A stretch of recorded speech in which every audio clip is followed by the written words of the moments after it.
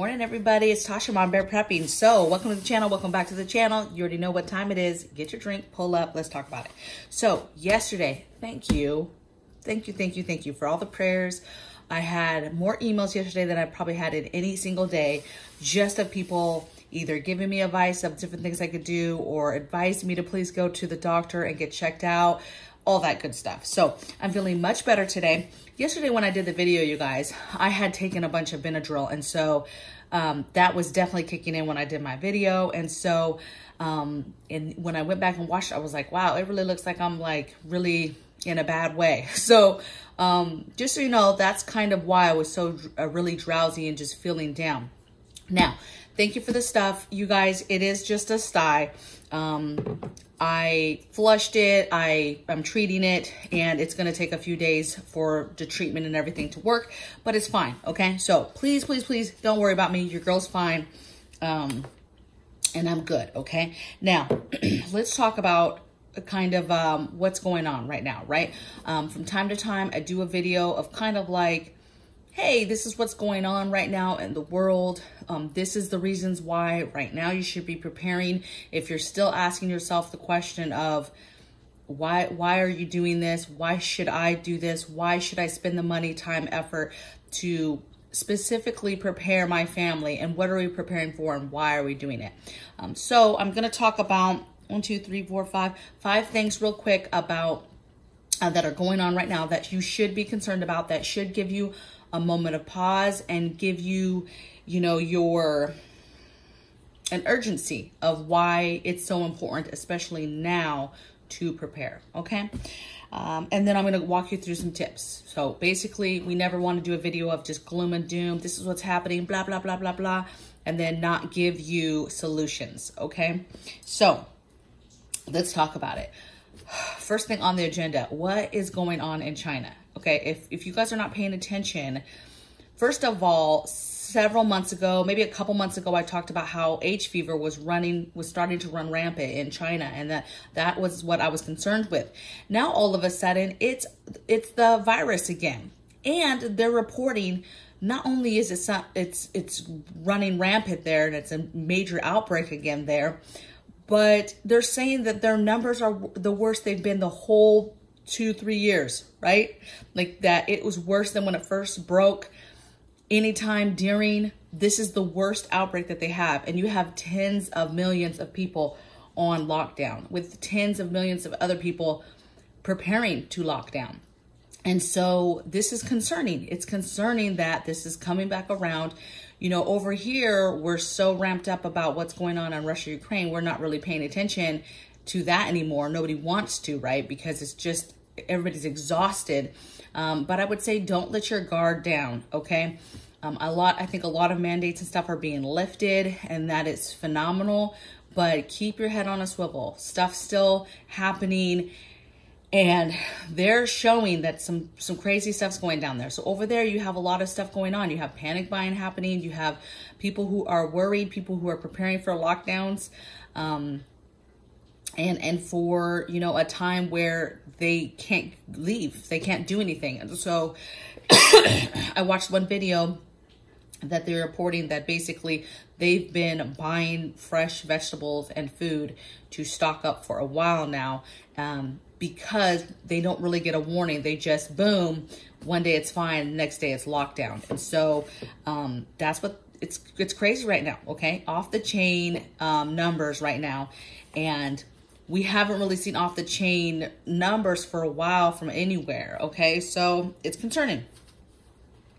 Let's go back to the second thing. Excuse me. The second thing I have is the fuse is lit in regards to Russia and Ukraine.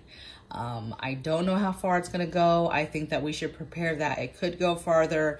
You know, what happens when he gets, you know, and he secured the whole entire area? What's the next move? What happens? And I think we are being pretty careful about what we do, because I think everybody on the playing field knows as soon as anybody makes a significant move, it's on and popping, okay? And And that's scary, right? So you should be concerned about how far this is going to go.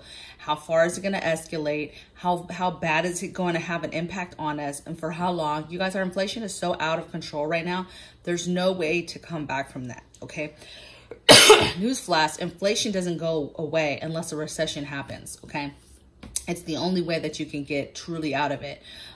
So we're in for a ride now with this. It's going to become, how high does it go? How high does the ride go before we hit that recession? It's not good. It should be concerning, and it should be a reason why you are preparing right now, okay? Next thing I have is migration haven. This last year has been migration haven, the United States, okay? From our own border crisis, people coming from all different countries through, you know, Mexico to our borders, to our southern states. That's out of control. That's been out of control. You had the whole Afghanistan thing, all those folks that came over. And now you have Ukraine. Now, a lot of Ukrainians that are leaving, you know, the majority are fleeing to those outskirt NATO countries, right? But don't, you know, they're coming here, okay? People are coming here, and it's just a matter of time. If that gets worse, those outskirt countries are going to start asking, hey, United States, we need your help. And you already know how we do when it comes to migrants and all this stuff, and helping people and humanitarian. And so don't be surprised if later, if this gets too bad and too much for Europe to handle, okay, capacity-wise, you know, we're going to start bringing folks over, okay? Changes, next thing is changes in the weather severity, right? If you're not paying attention, so listen, I don't want to get into politics of like whether it's climate warming or whatever, right? I'm not even talking about that. I'm just talking about basic weather changes that you can see with your own eyes, that you can feel with your own body, okay? That you are experiencing across this country, okay? Whether that's heavier rainfall, whether that's more snow all of a sudden at your elevation, whether that's flooding, if that's more storms, heavy storms, more thunderstorms, more snowstorms, more severe weather, more hurricanes, more tornadoes. This last year and a half, tornadoes out of control. Tornadoes hitting down in places they haven't either never hit down in, or hitting down in areas that they haven't been hit for years and years and years, decades, right? And then all of a sudden they're being hit hard. You've got volcano action, you know, this year. You've had, not tsunamis, but earthquakes, right? We had several. It's just crazy, the type of weather type stuff that we're dealing with lately, and how you should be preparing for that. Weatherizing, getting the stuff that you need to be able to get ready for the different weathers. I mean, just in this home right here, we just came back. We haven't been here for years, and the rain is crazy. One, it has totally, the water table is much higher, and is totally screwing us on our septic tanks now. And it's this whole area, right? And so that wasn't an issue before. No flooding was an issue, not even close to being in a flood zone. We're still not in a flood zone. There's still not flooding. But to me, I'm concerned about the years to come, okay? Because there's more rainfall, or there's more snow than we've ever had before, okay? And so those things matter for you to pay attention to, so that you can then prepare, okay? I am preparing for flooding now, before it's happening, because I can see the signs moving towards that being possibly an issue in the years to come, okay? Same thing with storms. I'm sure people on the East Coast this year have really solidified their preps in regards to hunkering down in a snowstorm, having ways to heat their homes, having ways to cook, no power, weeks and weeks at a time with no power. I'm sure they're experts, okay? And so, and every time that happens, they're probably getting better and better at it. And so that's what I mean by you have to adapt to the changes that are happening around you. I don't care about big politics and what people believe. I'm talking about just what you can see and you're experiencing in your own everyday life, okay? And then the last thing I have is our fragile supply chain issue, right? That's the ports, that's the impact of imports, exports, sanctions that are happening right now. What else? Oh, an example, Walmart. So the other day, Walmart, you know, the whole system crashed. The whole online system crashed. Completely crashed all the way down. this Walmarts across the nation. It wasn't just like a one state or whatever. Then like the very next day or the day after, a huge distribution, Walmart distribution place in,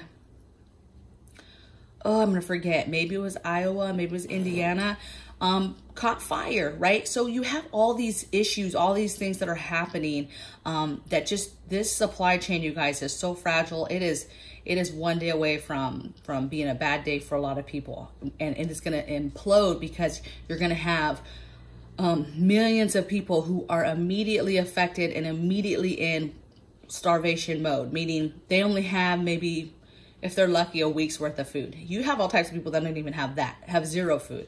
But let's just say the average family has enough food for a week-ish, okay? That's a problem, because when everything shuts down, there's no food to get. That week worth of food, that's a problem, okay? And it's not gonna be a good day. And you can believe me or not believe me, but that's gonna be bad, you guys. That's what we're talking about. That's what we're gonna be preparing for. Okay, so I got some tips for you guys. So be proactive, not reactive. You know, you got to keep pushing forward. You got to keep prepping, get ahead of things. When we talk about these issues, concerns, events that could happen, whatever, the whole point is to prepare before. Be proactive about what you think is going to happen and what you think you should do to get ready, and don't be reactive. Yes, okay, you didn't get ready for a storm, you went through a storm, and now you're reactive because you're like, okay, we need to get the things to be better prepared for the storm, okay? It's kind of, that's what I'm talking about, all right? So be proactive, not reactive.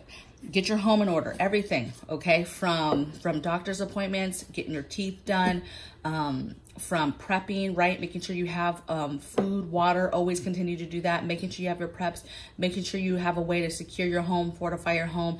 Just get things in order. Get your emergency plans in order. Get them written out and sat down with the family and discussed openly what they're about and what you guys are gonna do when certain things happen. Continue to put away water, food, meds, water, food, meds, water, food, meds. Continue to get those things all the time. And then the last thing I have is just implement little goals for yourself, for preparedness goals, either daily goals or weekly goals, right? Some examples could be, maybe you want to can once a week. You want to pressure can something once a week, or you want to water bait something once a week. You want to dehydrate every other day, right? Or maybe your goal is, I want to have the dehydrator running nonstop. As soon as something's done, I put something else in it. But maybe you're not home a lot. So maybe it's like, hey, Friday night when I'm home, I have the weekend off. Friday night, I put stuff in the dehydrator and I make sure I dehydrate at least one thing through the weekend. That type of thing, right? Maybe it's, hey, I'm just gonna pick an area in my home once a week and organize it. I'm gonna pull stuff out of drawers and I'm gonna organize it and clean it. Inventory kind of what's in there and do I need more of it? Maybe it's, I'm just gonna go around weekly to the different stores and just check sales and shop those sales only, right? Just picking up a little bit of food, stuff that's specifically on sale. Let's see. Maybe it's, I wrote some ideas, you guys. Oh, maybe it's start seeds. Maybe it's, hey, I need to start seeds.